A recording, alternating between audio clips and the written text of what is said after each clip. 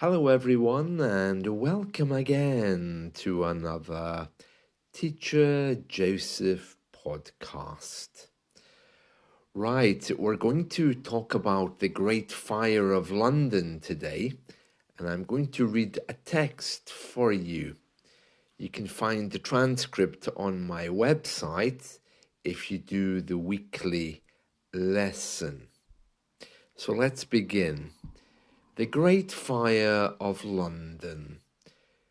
The Great Fire of London in 1666 was a monumental event that altered the course of London's history, leading to profound changes in the city's architecture, governance, and urban planning. A key figure who chronicled this catastrophic event was Samuel Pepys, whose diary provides a vivid and personal account of the fire and its aftermath. It's free online, and there are daily readings and studies of it. This essay explores the events surrounding the Great Fire, its impact on London, and Pepys' unique perspective as a witness to this disaster. On September the 2nd, 1666, a small fire broke out at the bakery of Thomas Fariner on Pudding Lane near the London Bridge. What began as a manageable blaze quickly escalated into an uncontrollable inferno due to dry weather conditions, high winds, and the wooden construction of most buildings in 17th century London. The fire raged for 4 days, spreading across the city and causing extensive damage. By the time it was extinguished, an estimated 13,200 houses, 87 churches, and several significant public buildings, including St. Paul's Cathedral, had been destroyed. The devastation caused by the Great Fire of London was immense, leaving thousands homeless and resulting in economic turmoil. However, the fire also presented an opportunity for the city to rebuild in a more organized and safer manner. Plans for reconstructing London included wider streets, improved sanitation, and the use of fire-resistant building materials like brick and stone.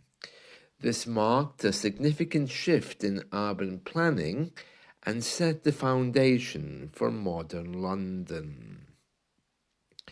Samuel Pepys, a high-ranking naval administrator and member of the English government, was an eyewitness to the fire and documented the events in his famous diary. Pepys' account offers a unique perspective, providing detailed descriptions of the fire's progression, the chaos and panic that ensued, and the efforts to contain the blaze. His diary entries from this period are a valuable historical resource, offering insights into the personal experiences of Londoners during the disaster.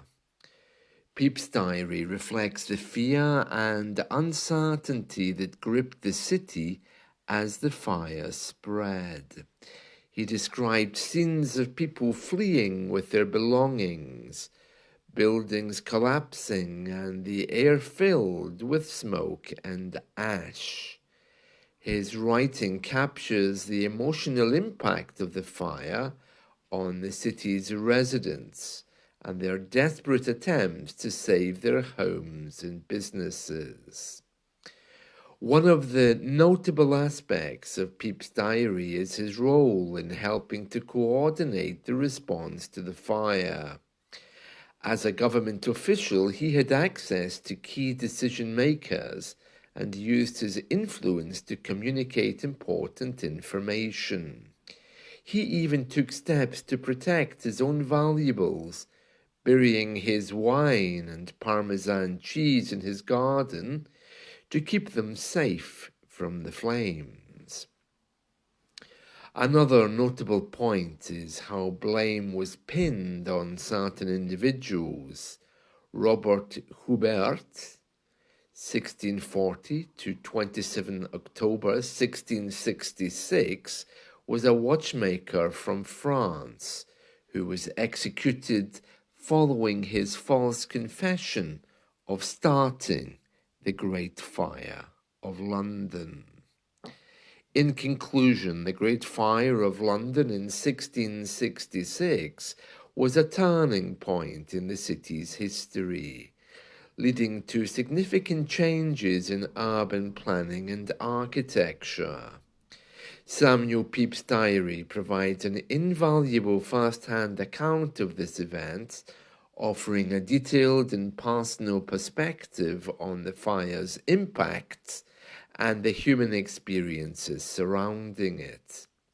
Through his writings, we gain a deeper understanding of the Great Fire's lasting legacy and its role in shaping modern London. The end. So there we are. That's the story of the Great Fire of London. Now, online, you'll find many places where you can read Pepys' diary. Pepys is spelled P-E-P-Y-S.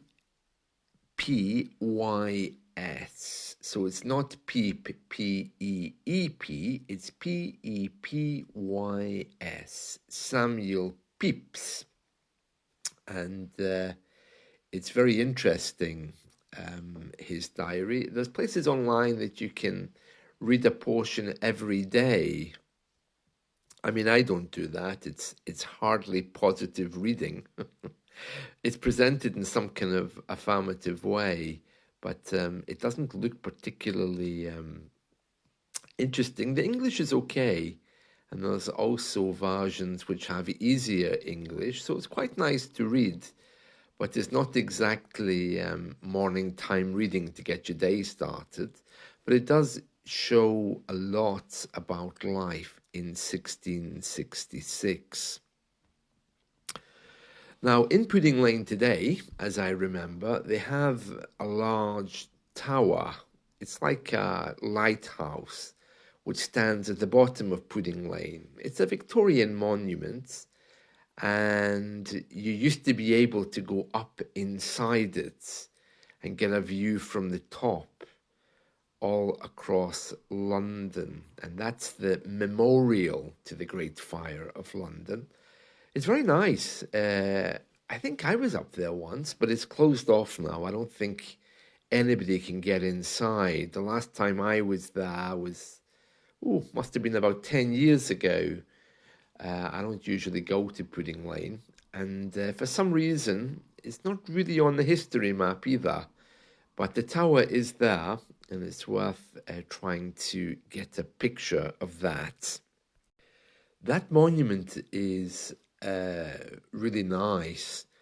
It was built by Sir Christopher Wren after the fire finished. He's the guy who designed St. Paul's Cathedral, and apparently it was to be used as an observatory for scientific experiments.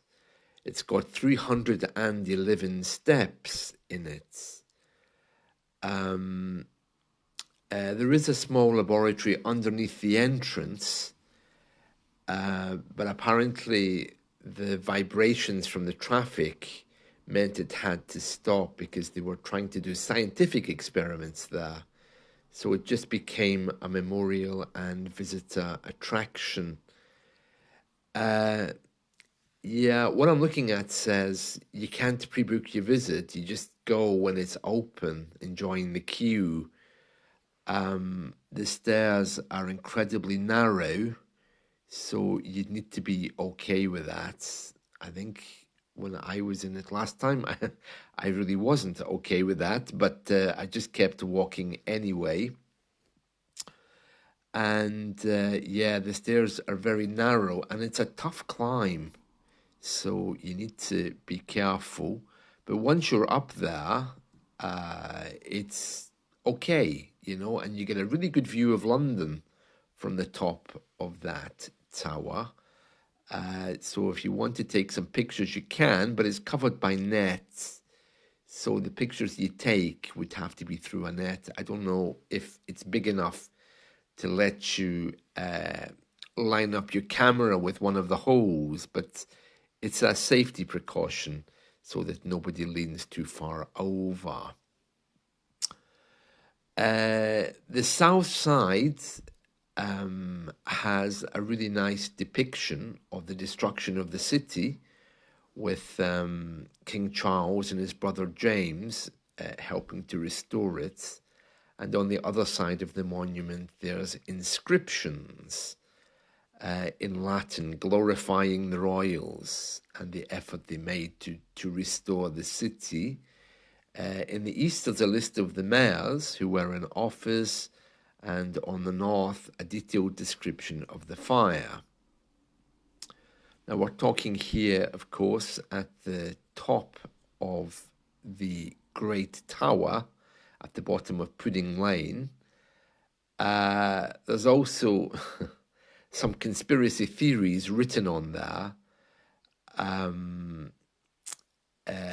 blaming certain people for the fire. I'm not going to repeat them because it could get me into trouble, but let's just say some really big religious institution was blamed. Yeah. Pudding Lane itself is lovely.